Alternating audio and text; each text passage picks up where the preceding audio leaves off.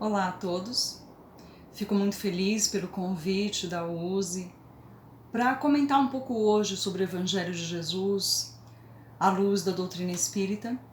Então, aproveitando esses momentos que nós teremos agora, eu queria convidar a todos para refletirmos um pouco sobre a caridade. E aí, normalmente, quando a gente pensa em caridade, algumas imagens nos vêm à mente. A cesta básica, a roupa que nós doamos, aquele atendimento às pessoas que moram nas ruas. E sim, isso é caridade, sim. Mas eu gostaria que nós hoje fizéssemos um exercício de ampliar um pouco esse olhar sobre a caridade, conforme o Mestre nos trouxe. Então, a primeira coisa que a gente pode pensar disso é que a caridade ela se estende muito além das fronteiras que normalmente nós estamos acostumados a colocá-la. Então, é a roupa que eu dou, é o alimento que eu vou prover para aquele irmão que não tem, mas é também uma série de comportamentos de ordem moral que muitas vezes nós não nos damos conta. Então, a primeira coisa interessante para a gente pensar sobre a caridade, não precisa ter dinheiro para fazer, que é um mito. Muitas vezes a gente escuta assim, poxa, eu poderia fazer mais se eu tivesse, eu gostaria de fazer. A doutrina espírita ela é maravilhosa ao nos mostrar que cada um de nós, enquanto espíritos imortais, temos muito a oferecer, assim como muitas vezes precisamos receber. Então não precisa ter dinheiro para fazer caridade, porque a piedade, a indulgência, o perdão das ofensas, o perdoar o irmão, é caridade. Muitas vezes eu posso não dispor de dinheiro, mas será que no meu ambiente de trabalho eu não tenho como ser caridoso com aquele que trabalha comigo? O meu dom, o meu talento, aquilo que eu sei fazer bem, será que eu não posso unir isso a um pouco de doação de tempo para atender um irmão?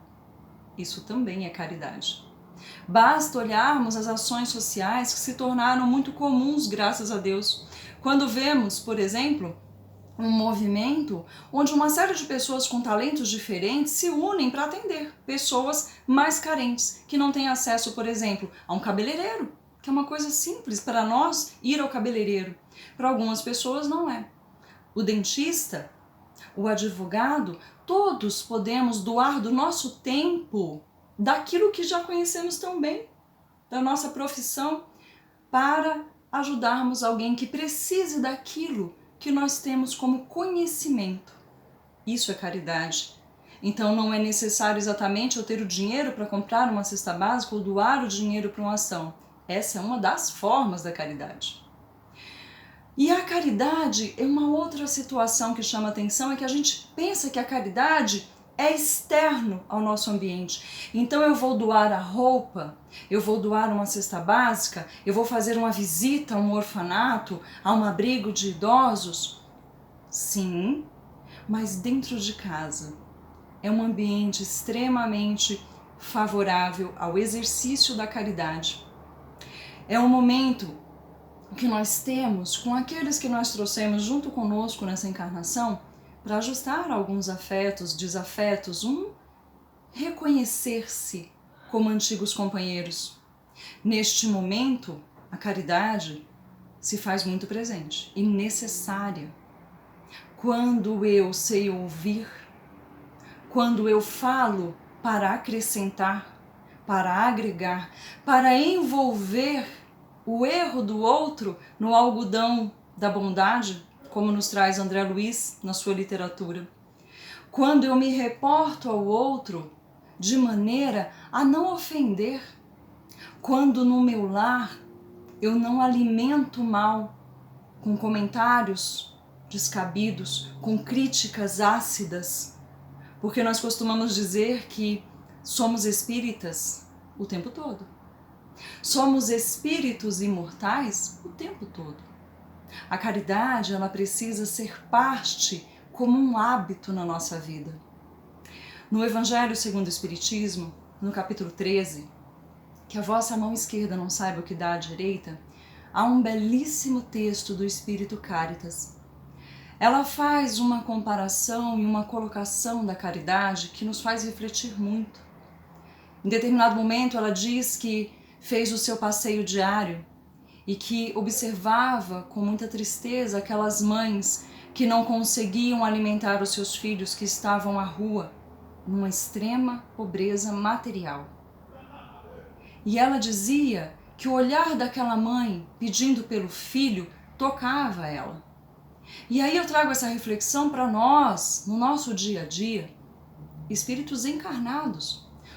Quantas vezes um olhar não nos atinge pedindo algo que nem sempre é comida ou roupa ou um cobertor para o frio, como comumente nós achamos que se limita à caridade. Dentro do nosso lar, quando nos defrontamos com o nosso ente amado, num olhar de pedido de ajuda, de pedido de paciência, é este mesmo olhar de espírito imortal para espírito imortal, encaminhadas juntas, é onde a caridade se faz também presente.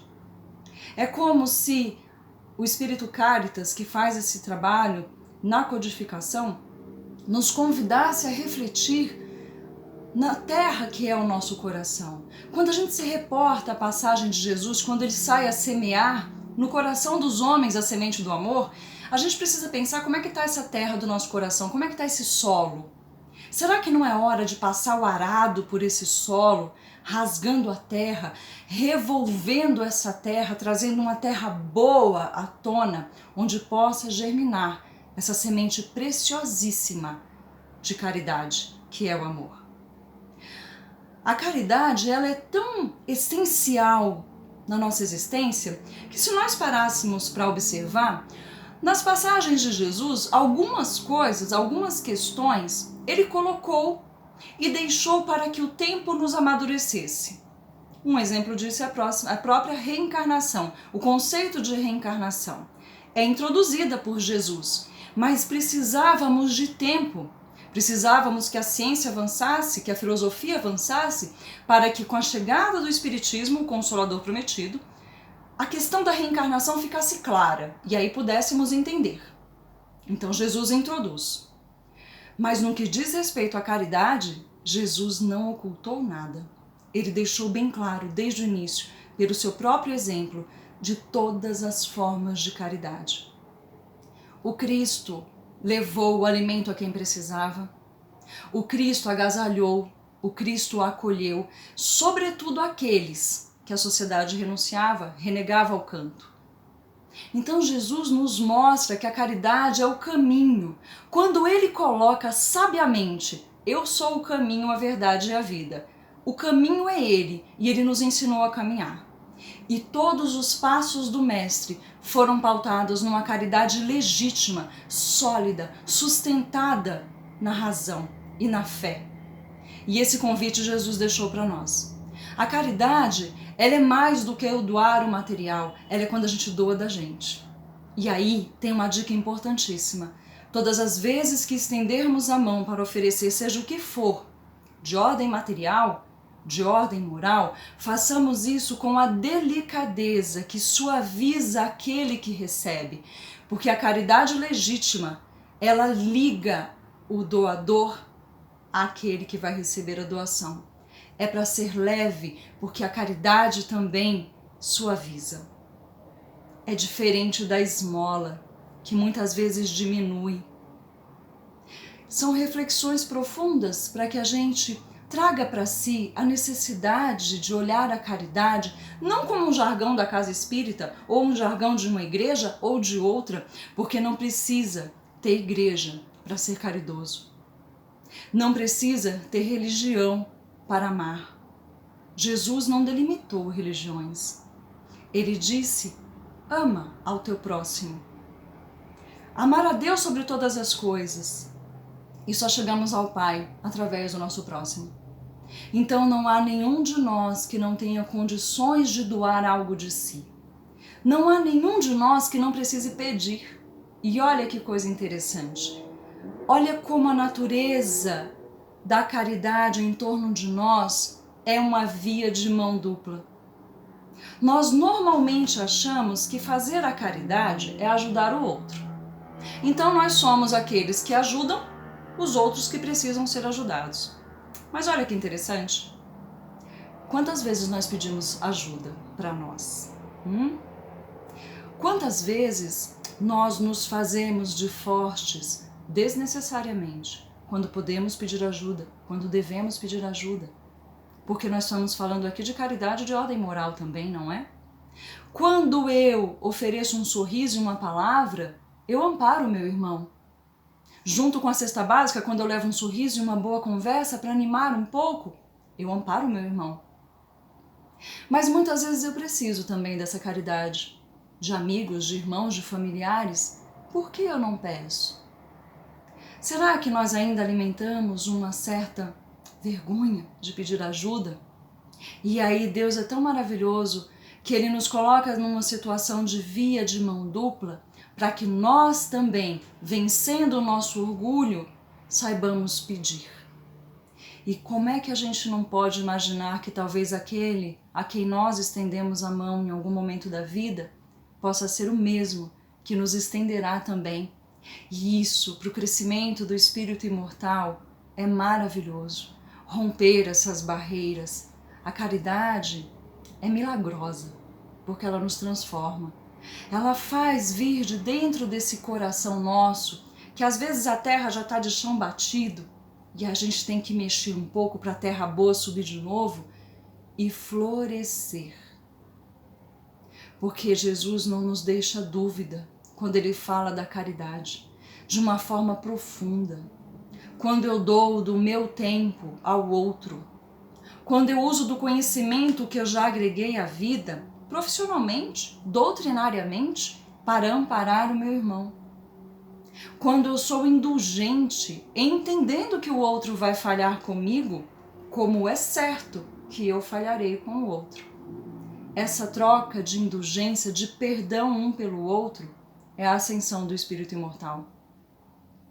Se nós lembrarmos um pouco, quando Jesus nos coloca, de uma forma belíssima, a parábola do bom samaritano, é interessante, porque o sacerdote e o levita, que passam por aquele que está à beira do caminho machucado, têm muito conhecimento, dominam muito bem as leis, mas não agiram. O samaritano igualmente tinha conhecimento das leis, mas ele transforma as leis em ações. Então é um cuidado a mais que nós devemos ter sobre tudo aquilo que nós defendemos enquanto espíritas, tudo aquilo que a doutrina nos trouxe de conhecimento, que tanto agregou ao nosso coração, ao nosso espírito imortal. Quantas ideias maiores e mais iluminadas nós já temos? Mas quantas dessas ideias já se transformaram em ações efetivas? Quantas vezes nós nos movimentamos da nossa posição em direção ao outro? E mais uma vez, a matéria é importante e sim, Caritas, neste texto que ela nos traz, ela fala, ajudar aos pobres, suprir a dor do outro, sim, é necessário. Não é à toa que nos cruzamos nessas estradas da vida. Devemos estender sim, sem julgamento, porque não nos cabe o porquê do irmão estar naquela situação.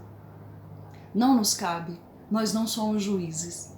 E o único que pode julgar, não julga, age com amor.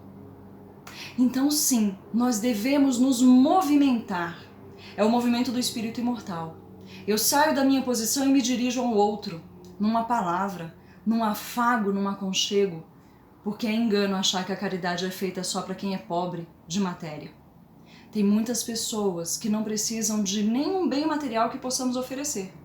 Muitos deles têm mais do que nós mesmos, mas lhes falta, às vezes, um sorriso, um ouvido, uma palavra, um abraço, um silêncio que apazigua, que acolhe, que aconchega, que diz, estou aqui. E muitas vezes, na nossa dinâmica de vida, que nos ocupa bastante, nós esquecemos disso. Muitas vezes a gente até lembra de separar uma cesta básica para doar, uma roupa para doar, mas e o tempo que eu me coloco à disposição do meu irmão? Pensando lá no sacerdote e no levita que deixaram o irmão à beira do caminho, eles tinham conhecimento. Nós temos bastante. Será que em alguns momentos não estamos agindo como o sacerdote ou levita que, dispondo de conhecimento e de tempo, nos ausentamos? Existem abrigos que acolhem crianças em situações muito tristes. Esses abrigos precisam sim, eu conheço alguns que precisam muito, de doações, de fraldas, de roupas. Mas sabe o que eles nos pedem às vezes? Venham nos visitar.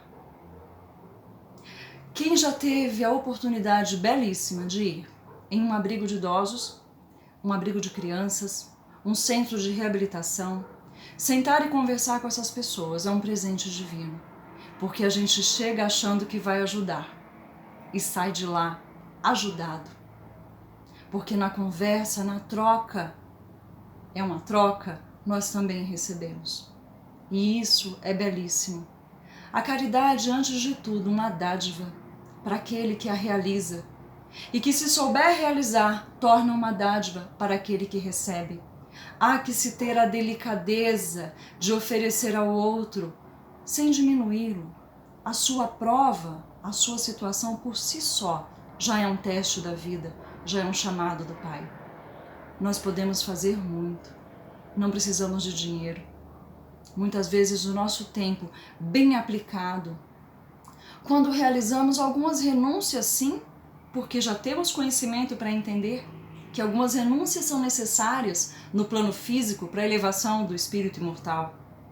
Então, quando eu renuncio a um pouco de tempo meu e movimento esse tempo para o meu irmão com amor, com vontade, com boa vontade, com aquele sentimento que transborda, isso é caridade. Quando eu compreendo a falha do outro e não o julgo, isso é caridade. Quando a minha palavra eleva, é caridade. Não alimentar o mal. Até porque o mal não merece propaganda. Isso é caridade. Nós já podemos realizar muito, mas precisamos querer. Porque nós estudamos, nós conhecemos, e é importante o conhecimento.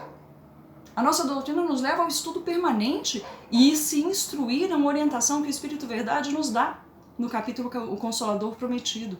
Amai-vos e instruí-vos. Amai-vos e instruí-vos. O amor sempre à frente das nossas tarefas. Há muito que podemos realizar. Paulo de Tarso nos diz uma frase que muitos de nós conhecemos, inclusive em músicas, né? Ainda que eu falasse a língua dos homens e dos anjos, sem amor eu nada seria. Então, de que adianta todo o conhecimento acumulado se eu não transformo esse conhecimento em ação? Porque o Cristo era ação permanente, constante. Ele agia porque as oportunidades existem ao nosso redor o tempo todo. Jesus também mostra isso, porque ele saía a caminhar e sempre havia aquele que precisava dele, que precisava da ajuda, que precisava do amparo, e ele a todos atendeu. Será que ao sairmos no nosso dia a dia, as oportunidades da caridade também não existem ao nosso redor? Amplamente? Surgem o tempo todo porque são os chamados do Cristo. Jesus diz no Evangelho de Mateus, capítulo 25, versículo 40, aquilo que fizerdes a um desses pequeninos, é a mim que fizestes. Então, quando a gente pensa em seguir Jesus, porque somos cristãos, quando olhamos para o Cristo como uma meta, como alcançar o Cristo? É uma estrada, é um caminho que nos leva a Ele, porque Ele é o caminho, Ele é o caminho. E o caminho que nos leva a Ele somos uns aos outros. Como se fosse uma largada de uma corrida, mas vencemos ao chegarmos unidos e não sozinhos. Então, quando ouvimos a palavra de Jesus nos dizendo que é amando aos outros que chegamos a Ele, a pergunta que fica é: será tão difícil exercer a caridade?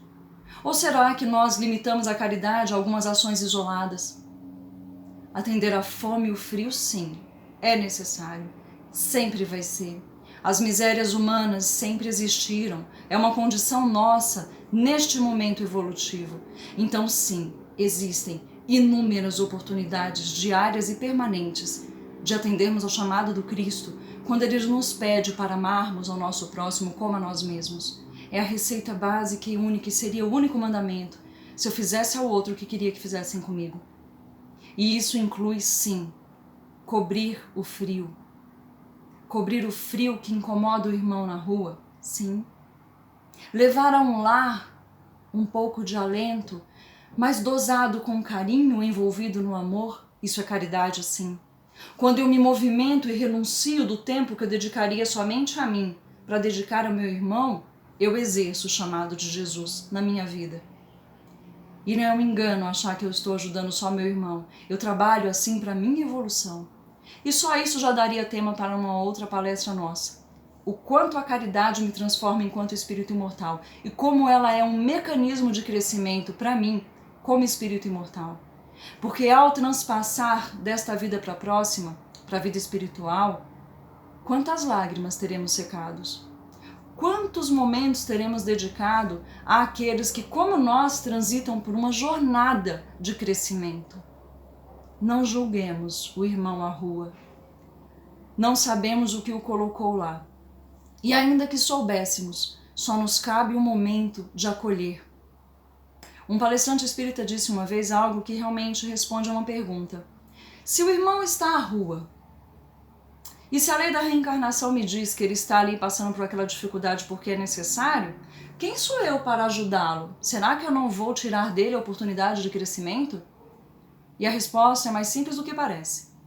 E porque tem que passar por isso, precisa passar sozinho? Quem nos garante que a mão do Pai não nos colocou no caminho daquele irmão porque aquela prova já está chegando ao fim? Porque aquela expiação já está ao seu termo e a nós compete o reerguimento deste irmão? Porque não podemos esquecer, como espíritos imortais, que em algum momento da nossa jornada, alguém nos reergueu. Em algum momento, no mundo espiritual ou em outra encarnação, quando cometíamos os nossos enganos, alguém olhou para nós, sem nos julgar, e só estendeu a mão. É só isso que o Cristo nos pede. Ele não nos pede sacrifícios. Ele nos pede, amemos uns aos outros. A caridade está ao alcance de nós todos os dias. É um movimento do nosso coração. É um movimento que nos abala. E que bom que nos abala. Que bom que nos movimenta na vida. Porque esse movimento é o crescimento do Espírito.